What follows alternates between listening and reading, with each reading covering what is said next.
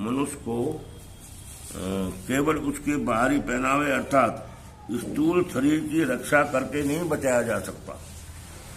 जो इसे नहीं जानता और बाहरी पहनावे के लिए शोक करता है वह शूद्र कहलाता, अर्थात वह वृथा ही शोक करता है।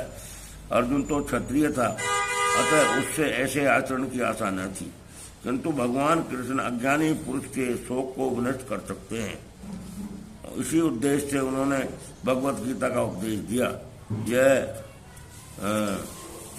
भौतिक शरीर तथा आत्मा के वैश्लेषिक अध्ययन द्वारा आत्म साक्षात्कार उपदेश गीता सार देता है, जिसकी व्याख्या परम अधिकारी कृष्ण भगवान द्वारा की गई।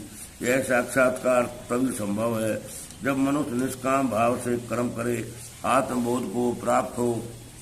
भगवान वाच कुतस्त्वा कसमल मृद विस्मय समूह पिष्ठम अनार्य दुष्टम स्वर्ग कीर्ति कर्मुर्जुन।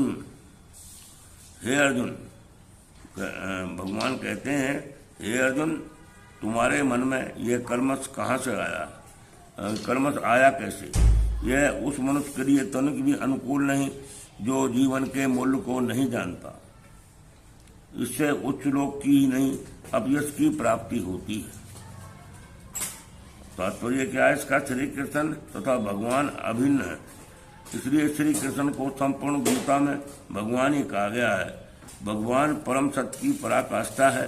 परम सत्य का बोध ज्ञान की 3 अवस्थाओं में होता है: ब्रह्म या निर्विशेष सर्वव्यापी चेतना, परमात्मा या भगवान का अंतर्यामी रूप जो समस्त जीवों के हृदय में है, तथा भगवान या भगवान कृष्ण।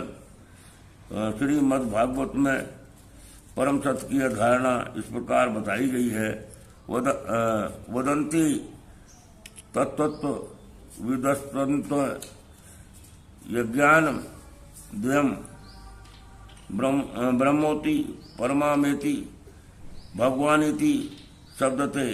परम सत्य का ज्ञाता परम सत्य का अनुभव ज्ञान की 3 अवस्थाओं में करता है, और ये सब अवस्थाएं एक रूप है। ये ब्रह्म, परमात्मा तथा भगवान के रूप में व्यक्त की जाती हैं। इन 3 अजीब पक्षों को सूर्य के दृष्टांत द्वारा समझाया जा सकता है, क्योंकि इसके भी 3 भिन्न भिन्न पक्ष होते हैं।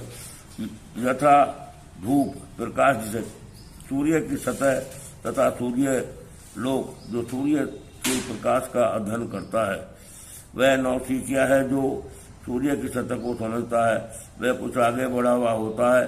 और जो सूर्य लोक में प्रवेश करता है वो उच्चतम ज्ञानी है, जो नौसिखिया सूर्य प्रकाश, उसकी विश्वव्याप्ति, उसकी निर्विशेष प्रकृति के अखंड तेज के ज्ञान से ही तुष्ट हो जाता है, उस व्यक्ति के समान है जो परम सत्य के ब्रह्म रूप को समझ सकता है।